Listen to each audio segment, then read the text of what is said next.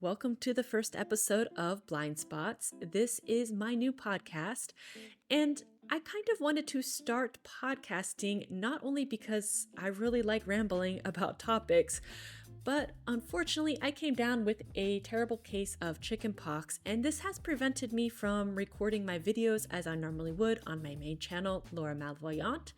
But I think I have some interesting things to say, and in a podcast format, this makes it quite enjoyable for those of you who like to listen and not necessarily watch the videos. Now, my first video is going to be about the Apple ecosystem. Now, this is a hot topic, and last year I officially left the Apple ecosystem. I didn't leave Apple because I hate the company or hate the products. I left because I was severely addicted to my phone. At that time, I had an Apple iPhone 15 Pro Max, the giant phablet of a phone. And I had primarily invested in this phone because I had started my YouTube channel and I wanted a device where I could take it on the go and record videos. And I kind of gave myself an excuse to get that device. Previous to that, I had used the iPhone 12 mini for about 4 years without too much issues. This year, I have been on a journey of leaving big tech, and of course, Apple falls in the category of big tech. Recently, I left Google, and this meant that I left all of the Google services, except YouTube, of course, because that is my primary income. And I've been trying to think of ways to have people perhaps use the tools they have and leave big tech. I've received a lot of questions recently regarding Apple devices. I love Apple hardware. As somebody who continues to use iPods and all of my older Apple hardware, I understand that people really love these devices. And as somebody who is visually impaired, I can also respect the accessibility tools they come with. But I wanted to give people the options of using devices they already have.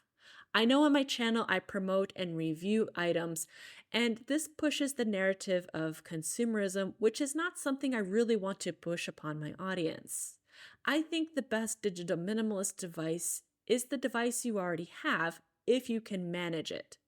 Now, that is a big caveat. As someone who is coming from a side of addiction, I know that the device you have may be too tempting and you might not be able to manage it as of yet.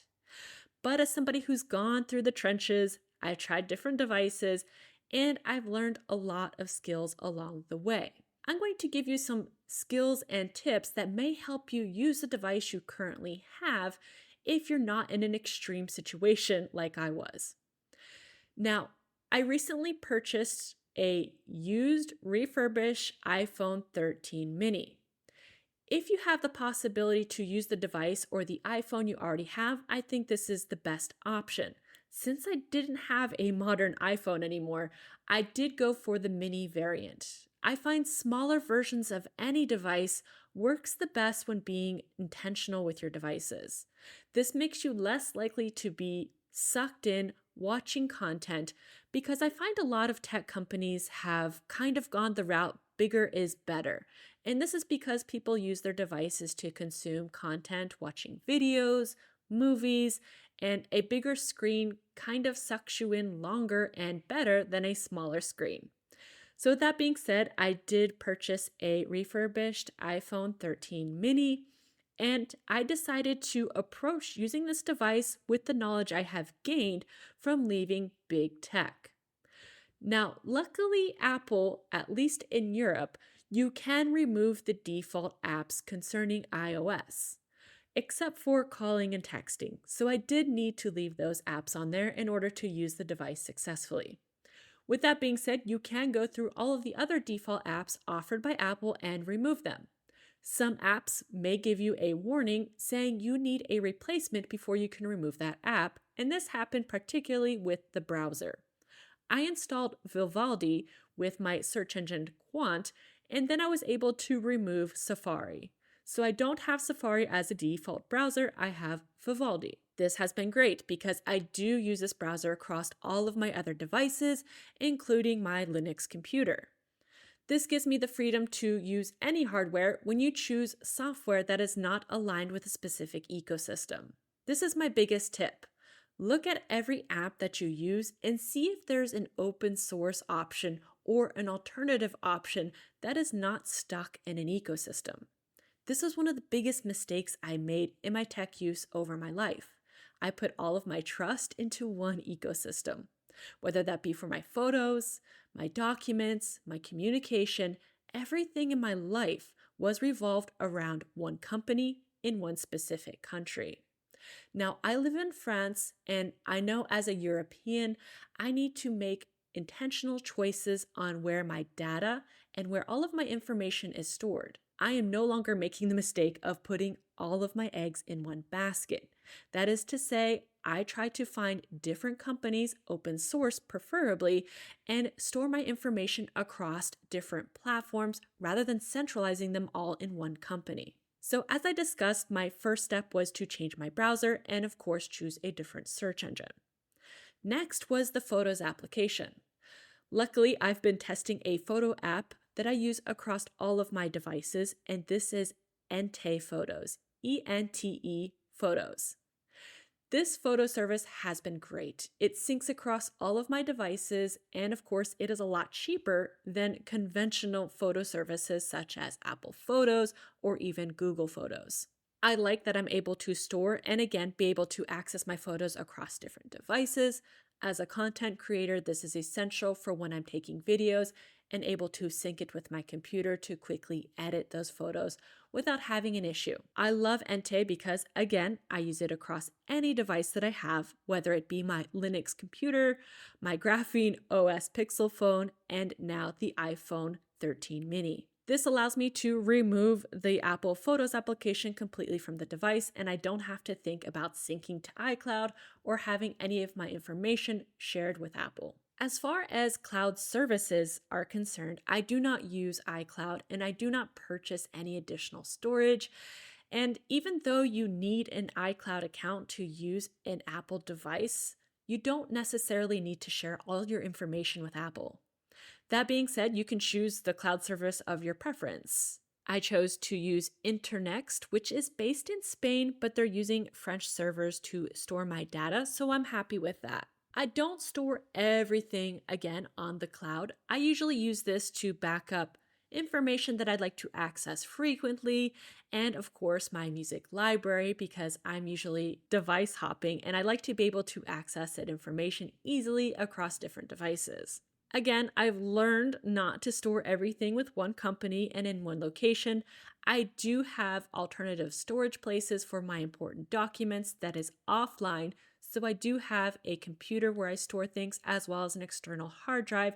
So I have 3 copies of my most important documents. As far as communication is concerned, I do not use iMessage or FaceTime, so I removed those applications by default. I install alternative communication applications. Unfortunately, I have to use Meta applications because in Europe, a lot of people use WhatsApp to communicate, so that is my default communication app, as well as Signal and even Facebook Messenger. It's nice nowadays that you have multiple ways which you can communicate with people. Some are obviously more secure than others, but I think people who have started using Apple devices kind of fall into the rhythm of using iMessage and FaceTime because it is there by default, especially in the US. Abroad, again, most people are using WhatsApp, so this is not really an issue. There's not a bubble color issue or this communication regarding RCS as much. But again, I do use the default messaging app, so the text messaging app as well as the call app. Overall, I've been able to put all of my open source apps that I need, such of course as my photos, my cloud storage, and my communication apps. And I find that the iPhone mini works just like any of my other devices, including my digital minimalist devices. But if I go further and start installing social media, I have to be aware that I could easily fall into bad habits again. Again, this is also why I chose the mini format for the iPhone. It's unfortunate that Apple did not continue with this form factor because I feel that it does meet the needs that most people would need a particular device, whether it be an Apple device or even Android devices. But unfortunately, those companies have decided to go the route of bigger is better. The iPhone 13 mini, of course, has a smaller battery and is not as conventionally comfortable to use as modern Apple devices, but I think that's the charm of the device. As somebody who's quite intentional when using tech, I have come to love smaller form factors in all devices. I am visually impaired, so most people, when they see me using a smaller device, they say, "Oh no, your eyes. You probably need a bigger device." And I'm here to say that's not necessary. Apple, with being what it is, and a company that I do have problems with, they are quite advanced with accessibility. As much as I don't want to admit it, their accessibility tools are top notch and quite easy to use for the average user.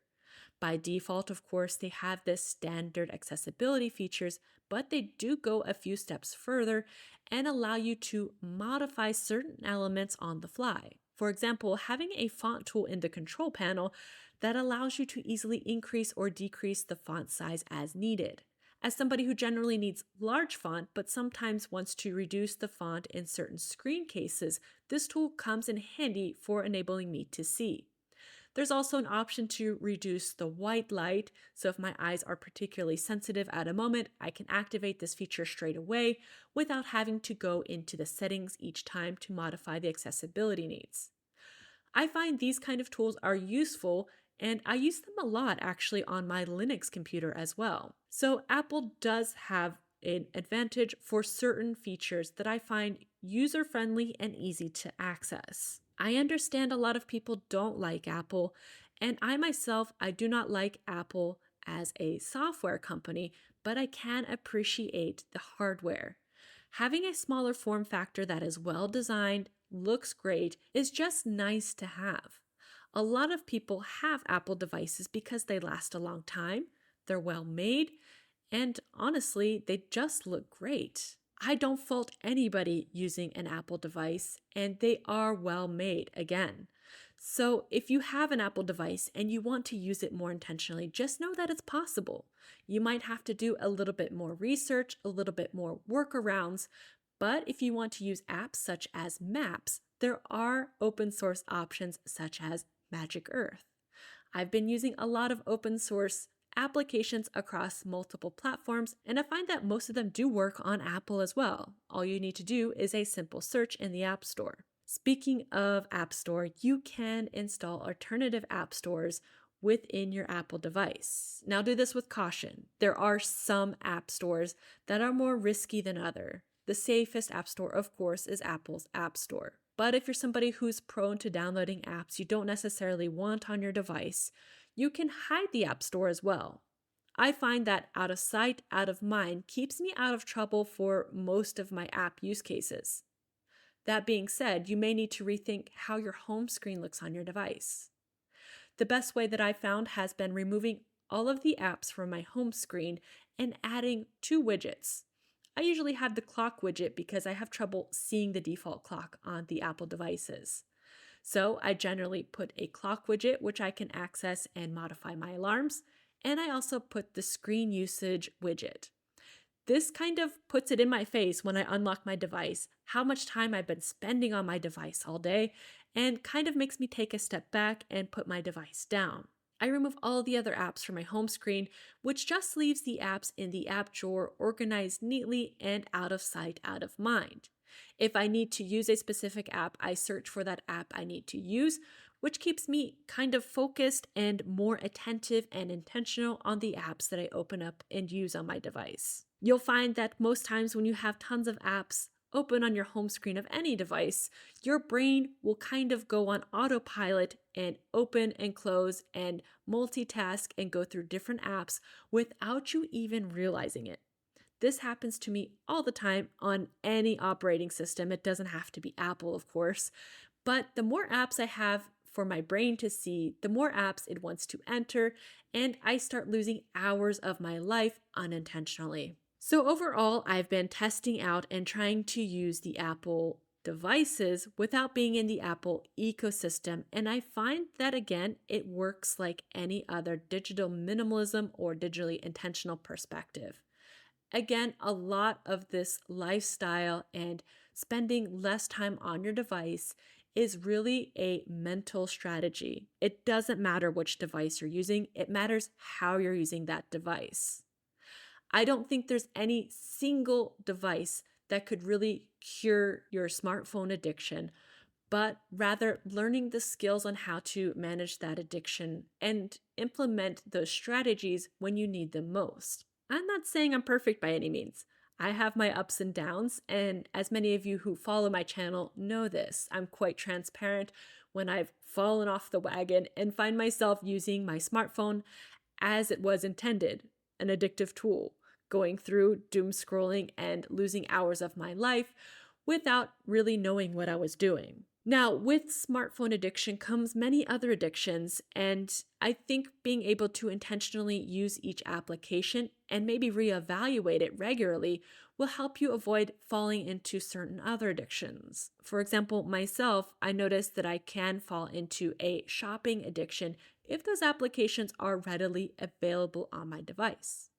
Luckily, I've left Amazon recently, so that is no longer part of my ecosystem and shopping habits, but I do fall down the rabbit hole sometimes of buying secondhand items, hence the iPhone 13 mini, and other thrifted items through sites such as Vinted and eBay. So generally, I try to keep shopping applications off of all of my mobile devices because I notice when I'm not mentally in a good place, not only will I use my devices more, but I may fall into subsequent sub-addictions that are found on my smartphone as well. Now, I hope that these tools and my perspective of using different devices could help you reevaluate how you use your device. I know not everybody is using an Apple device, of course. You can take these same strategies and use it with an Android device, or even if you're daring, use it with your BlackBerry devices. But again, I think the best device for digital minimalism is probably the device that you already have. If you know you can't handle how you use your current devices, of course, there are other options out there. There are what people call dumb phones or digital minimalist devices. And I know myself, I kind of jump around different devices. I'm not somebody who can sit on one device for an extreme period of time. I think this is probably a brain problem more than anything. My brain is always looking for entertainment and it gets bored easily. So I find having different devices on different operating systems kind of keeps my brain excited. But with that being said, I have to optimize those devices to not fall into a habit of addiction, and I have to be conscious each time I use my devices. This can get fatiguing and honestly gets frustrating at times. I have to keep reminding myself, no, don't download that application or remove that application because I don't know how I ended up downloading it again. And it is a constant work every day, multiple times a day. And I don't think I'll ever be completely over this addiction. And the fact that society pushes these devices onto us and encourages us to download multiple apps, whether it be for fidelity cards or using apps in order to order from restaurants, these things don't really help us. And unfortunately, it's something that we'll have to probably deal with for the foreseeable future because I don't think smartphones are going away. But rather than fighting smartphones, I think that we need to learn strategies on how to live and live more intentionally with those devices. Companies want us to get comfortable using their ecosystems, and it's designed like this. It makes life easy. You don't have to think. But we need to use our brains a little bit more and find alternative strategies on using the devices that we have. There are so many people out there with so many great tips, so many amazing applications that the world has really opened up in a way to where we all understand that we're going through a similar journey and trying to use our phones a bit less. Again, I really hope that this gave a little bit more perspective for those of you looking for how to improve your relationship with technology. And thank you again so much for listening to this first episode of Blind Spots, and I look forward to posting some more.